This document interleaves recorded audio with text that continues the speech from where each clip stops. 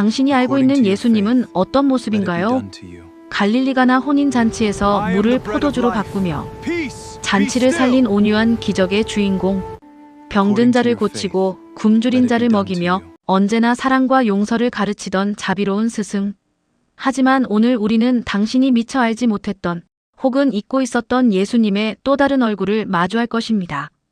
분노로 가득 찬 눈빛, 거룩한 채찍을 든 손, 그리고 사회의 모든 편견과 멸시를 깨부수고 가장 소외된 한 영혼을 구원하는 놀라운 만남까지.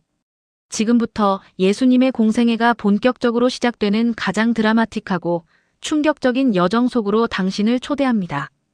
이 이야기는 단순한 과거의 기록이 아닙니다.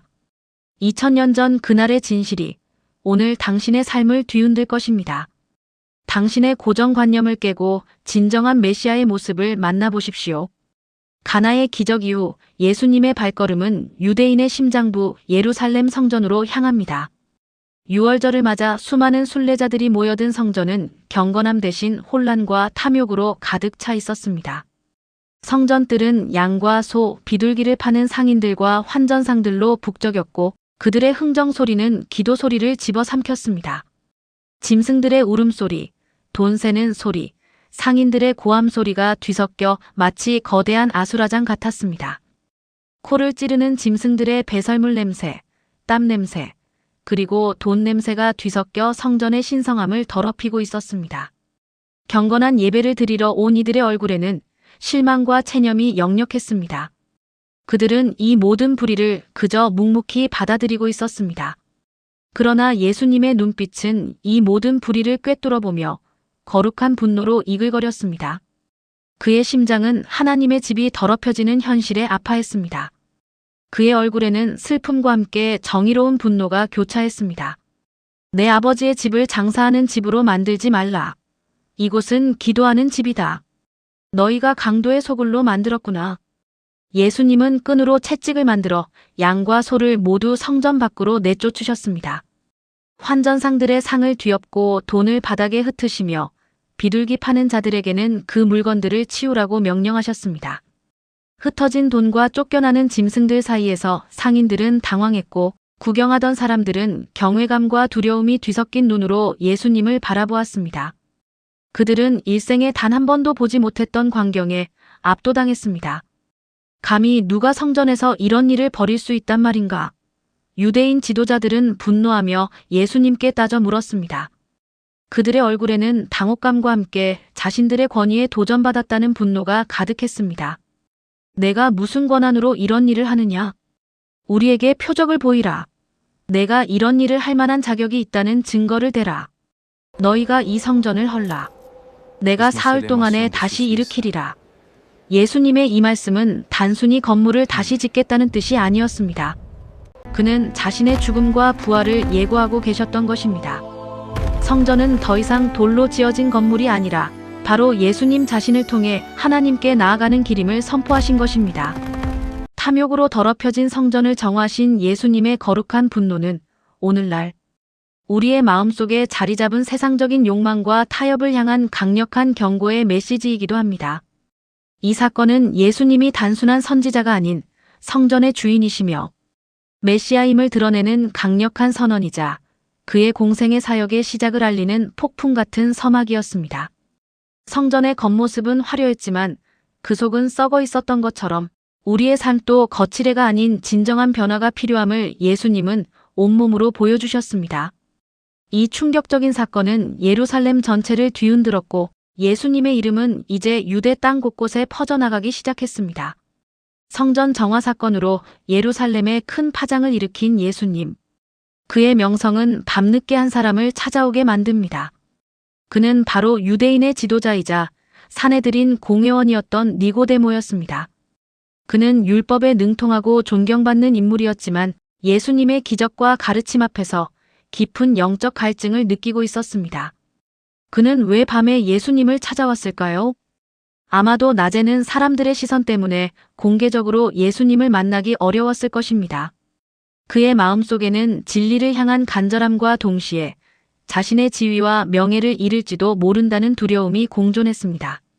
어둠 속에서 진리를 찾아 헤매는 한 영혼의 고뇌가 느껴지는 밤이었습니다. 그의 발걸음은 조심스러웠고 그의 눈빛은 불안과 기대를 동시에 담고 있었습니다. 그는 율법의 모든 조항을 지키며 살아왔지만 채워지지 않는 영혼의 공허함을 느끼고 있었습니다. 예수님은 그런 니고데모의 마음을 꿰뚫어 보셨습니다. 랍비여, 우리가 당신은 하나님께로부터 오신 선생인 줄 아나이다. 하나님이 함께 하시지 아니하시면 당신이 행하시는 이 표적을 아무도 할 수 없음이니이다. 니고데모는 예수님을 훌륭한 선생으로 인정했지만 예수님은 그에게 더 깊은 진리를 말씀하십니다.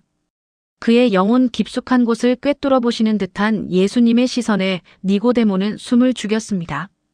그의 질문은 겉으로 드러난 기적에 대한 것이었지만 예수님은 그의 내면의 가장 깊은 갈망에 답하셨습니다.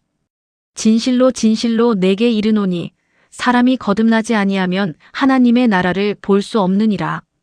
거듭난다는 말에 니고데모는 혼란스러워합니다. 어떻게 늙은 사람이 다시 어머니 뱃속에 들어갔다가 나올 수 있단 말인가? 그는 육체적인 탄생만을 생각했습니다. 율법을 철저히 지키며 살아온 자신에게 다시 태어나라는 말은 이해하기 어려웠을 것입니다. 그의 얼굴에는 당혹감과 함께 깨달음을 향한 갈망이 스쳐 지나갔습니다. 하지만 예수님은 영적인 탄생, 즉 성령으로 다시 태어나는 것을 말씀하셨습니다. 이것은 인간의 노력이나 율법 준수로 얻을 수 있는 것이 아니라 오직 하나님의 은혜로만 가능한 새로운 생명이었습니다. 예수님은 니고데모에게 인류 구원의 가장 위대한 진리를 선포하셨습니다. 어둠 속에서 빛을 찾던 니고데모에게 예수님은 영원한 생명의 길을 제시하셨습니다.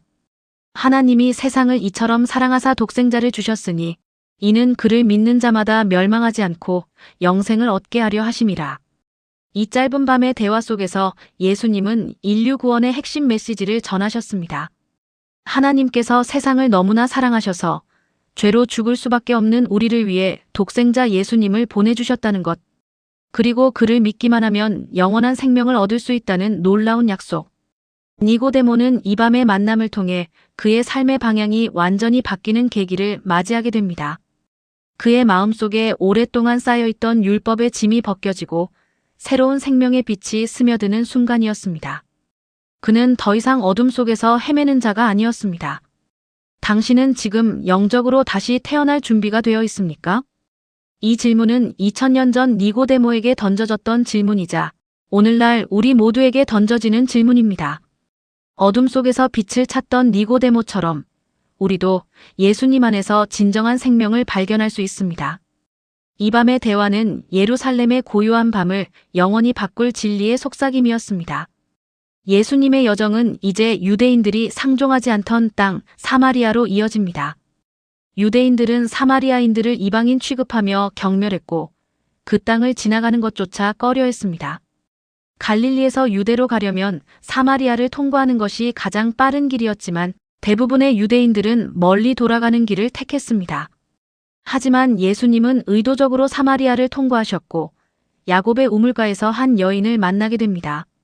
한낮의 뜨거운 햇볕 아래 아무도 물을 길러오지 않는 시간에 우물을 찾은 여인. 그녀는 5번의 결혼과 현재 동거 중인 남자로 인해 사회적으로 소외된 상처투성이의 삶을 살고 있었습니다. 사람들의 시선을 피해 가장 뜨거운 시간에 우물을 찾을 수밖에 없었던 그녀의 고독과 아픔이 느껴집니다. 그녀의 옷차림은 초라했고 얼굴에는 세상의 비난과 절망이 드리워져 있었습니다. 우물가에 앉아 쉬시던 예수님은 마치 그녀를 기다리고 계셨던 듯 그녀의 발걸음을 멈추게 했습니다. 내게 물을 좀 달라. 유대인 남자가 사마리아 여인에게 말을 거는 것 자체가 당시로서는 상상하기 힘든 일이었습니다. 종교적, 사회적, 성별의 모든 장벽을 깨는 파격적인 행동이었습니다. 여인은 놀라움과 경계심이 뒤섞인 눈으로 예수님을 바라보며 되묻습니다. 그녀의 목소리에는 불신과 함께 미세한 호기심이 섞여 있었습니다. 당신은 유대인으로서 어찌하여 사마리아 여자인 나에게 물을 달라 하나이까? 유대인은 사마리아인과 상종하지 아니하나이다. 예수님은 그녀의 경계를 허물고 영원히 목마르지 않는 생명수에 대해 이야기하십니다. 그의 목소리에는 비난이나 정죄 대신 깊은 이해와 연민이 담겨 있었습니다. 마치 그녀의 모든 아픔을 알고 계신 듯 그녀의 영혼을 어루만지는 듯한 음성이었습니다. 내가 만일 하나님의 선물과 또 내게 물을 달라 하는 이가 누구인 줄 알았더라면 내가 그에게 구하였을 것이요. 그가 생수를 내게 주었으리라.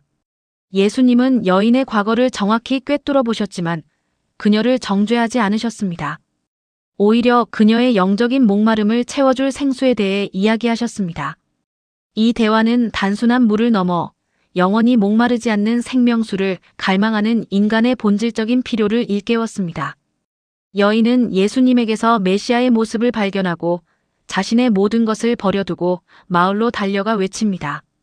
그녀의 얼굴에는 수치심 대신 기쁨과 확신이 가득했습니다.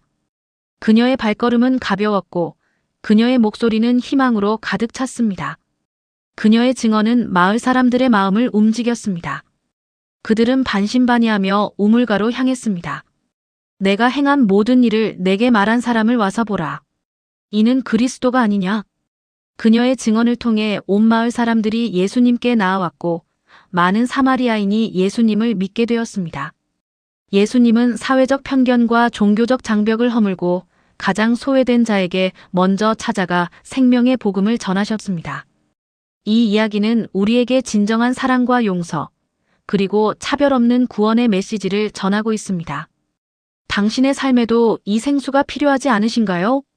예수님은 당신의 갈증을 채워줄 준비가 되어 있습니다. 그분은 당신의 과거가 어떠하든 당신을 있는 그대로 사랑하시며 새로운 생명을 주고자 하십니다. 사마리아인들은 예수님께 더 머물러 달라고 간청했고 예수님은 그곳에서 이틀을 더 머무시며 많은 사람을 가르치셨습니다. 그들은 여인의 말뿐 아니라 예수님의 말씀을 직접 듣고 이분이 참으로 세상의 구주이시다라고 고백했습니다. 편견과 멸시의 땅 사마리아에서 예수님은 가장 아름다운 구원의 꽃을 피우셨습니다. 오늘 우리는 성전을 정화하신 예수님의 거룩한 권위, 니고데모에게 거듭남의 비밀을 알려주신 영원한 생명의 약속, 그리고 사마리아 여인에게 편견 없는 사랑을 베푸신 놀라운 은혜를 하나의 거대한 서사 속에서 경험했습니다. 예수님의 일대기는 단순한 옛날 이야기가 아닙니다. 그것은 오늘을 살아가는 우리에게 여전히 유효한 살아있는 메시지입니다.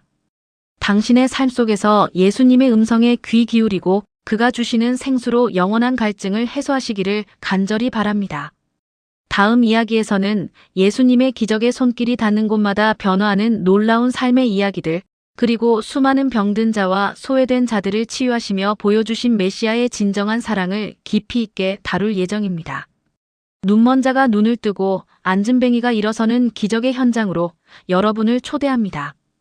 베데스다 연못가에 38년 된 병자, 그리고 왕의 신하의 아들을 고치시는 예수님의 놀라운 권능을 통해 당신의 삶에도 기적이 일어날 수 있음을 깨닫게 될 것입니다. 구독과 좋아요, 알림 설정으로 예수님의 여정에 계속 함께 해주세요. 감사합니다.